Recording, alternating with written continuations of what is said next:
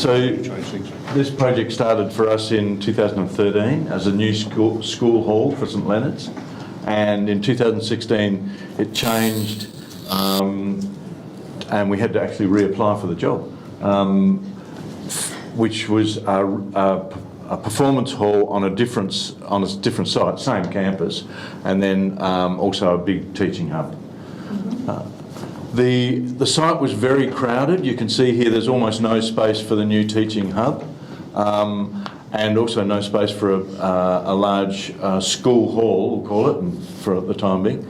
And then there's some very important history on the site centred on Harefield House, which is a historic building from late 19th century. Thanks, Jeremy. Part of that history is the old driveway up to Harefield House, which has got some historic trees on it, the current vista through, then Harefield House itself. The original buildings, you can see this Merton in here, the original teaching building, original, you know, it's some 70s. We built quite hard up against Harefield House. There's no real gathering space for the students, and then gradually buildings have been around it, the Darryl Jackson additions, then the junior school stuff that's out here, centred in the playing fields. So our project was to build the new hall, to try and reorganise the site, and to try and, I guess, sort of get Harefield House to feel as though it's actually not just all squished up. This is a very early drawing for that. So, in fact, the components were to free this section up, push the building away, create a proper courtyard in here, which was just a service area previously, make a sort of proper line, a sort of space that actually has some meaning in between the 70s buildings, 80s buildings, and then the new building. Create a sort of central gathering space for students. The new hall and its relationship with Harefield needed to have, I mean, there's actually a loading path, but to actually have a sort of proper processional that runs through from the main entry into the Agora and then into the rest of the building, and then the Leonardian, which is the school hall. It's just a view of that. You would notice at the school's request, we've had to pixelate out all the faces of the people. This is the Merton Building, which is the teaching hub. I'll let Jeremy finish this, but I'll just add, it's really a building which was designed as transition to tertiary, they called it. So it's actually designed so that the students start to work under their own steam and understand anew from the old, heavily directed secondary school to a much freer teaching model. Jeremy, I'll let you.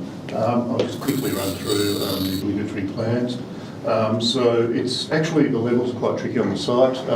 Somehow or another, they managed to actually make the two buildings to the north at different levels, despite them actually being connected. And then also there's another building there we had to connect into that wasn't on the right level. So we've actually created one new level where everything connects. Then we've got a lower level cafe, an upper level of teaching, which directly comes in off Heathfield Road, and then there's level 1 learning, which connects to those two senior school buildings.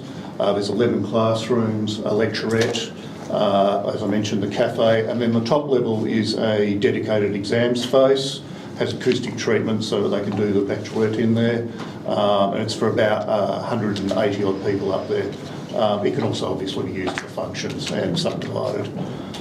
We spent quite a lot of time on the pedagogy with Ben Cleveland and the school. We went to a lot of actual campuses, had a look around. The school has quite strong ideas on how they want to teach. They weren't interested in operable walls. They wanted acoustic separation. The lecturette was where they wanted to have the large groups. And obviously all of the classrooms have dedicated nooks outside, so you can have informal learning. The walls into the classrooms are glazed so the teachers can actually see out into the hallway. So there's quite a lot of work done with Ben on that. The actual building concept was a combination of reinterpreting the Victorian, particularly Harefield House, and also just for the colours there, we looked at vertical stratification, just so each level has its own feel, which is quite important given the nature of the levels. So here's one of the informal learning spaces on ground floor. We've also incorporated in all of the lockers. They're obviously very important for any teaching facility. Just another example, classroom up the top there, the lecturette at the bottom. This is the next level up with that street. There's staff on each level. You can see that little bit on the right there is just outside the staff room, so the staff can interact with the students. Then a commons at the end there, so that's a large area. Quite a lot of students stay late. They can use this space after hours to actually study. And then that's the exam level. The cafe was based on the idea of the Victorian conservatory. It can seat about 150 odd people. It's also for presentations, and it also allows for some informal learning within the space. Agora, quickly. So the cafeteria, like it's 5-star restaurant really, opens off the Agora. The Agora then allows us, actually one of the reasons there's no people in these photos is because most of the photos were taken last year due to COVID when everyone was not there. Anyway, this is the gathering space. This is actually the opening, which happened about a month ago. So we had to, even though the facility opened a year ago, at the official opening for the parents to all come along, we had to postpone it for that amount of time. But the other component of the project was the school hall. It's a 550 seat, fixed seat auditorium with 50 seats on the 4-stage lift.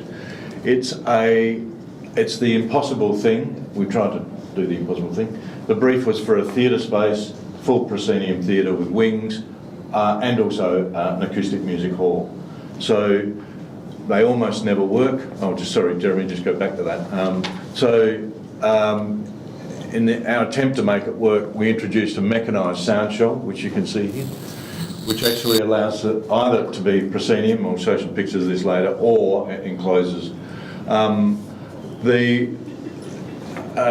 There's a couple of STEM teaching facilities underneath the building. Because of the level shifts across the site, we're able to squeeze in a couple of extra teaching spaces below. It's designed specifically for that thing with schools, which is big back of house, big open back of house, so all the kids can get in one space. And then also that classic thing about the entry level being at the same level as the stage, so you can do the okay and best. 2 minutes. Is that already 8 minutes? Oh, 2 minutes? Okay. That's 8 minutes. I already said 6. Yeah. So I'll just run through. Yeah. So the thematic, I'll rush through this. The thematic is we actually took the Shakespearean theatre, unwrapped it, and then wrapped it around the building. Hence the embossing. And then where it actually fits the program, it just gets cut off, which leads to these shapes. You can see all of that was generated by an idea that the building, they're big blobby buildings, are scaled, and the scale actually has elements in it that bring down the scale in accordance with the same as Harefield House. Yep, quickly go through these. The foyer has to serve both as a space where you can hold events that are not related to the hall or to the hall itself, so it actually opens out onto the terrace, the playing fields. Hall itself, fully acoustic, rated, a lot of work to get the acoustics right. World's biggest skirting boards turned into mouldings. Yeah. Deconstructed the school crest to accommodate all the perforations you need to make the thing work, the acoustics work. That's it in stage mode. That's it in performance mode. The sound is fantastic. The school orchestra is fantastic. The interesting thing about this is it actually does bring the significance of performing arts and music as a proper course within a school rather than it's an elective or whatever. This is actually a fully fledged facility, so the kids get to play. It's like if your child's playing an instrument, you buy a crappy instrument to learn on, they go, oh, I can't play this properly. That's because the instrument's no good. In this place, they get to play in a really beautiful hall, and the school orchestra is very good. and that's that where you can open out onto the terrace, they can have events. It's actually part of the planning submission, and also part of the school's policy is it's actually used by the wider community, so performances by local companies can actually use it. So it's actually a community asset as well as a school asset. Got there, I think. Great, thank you.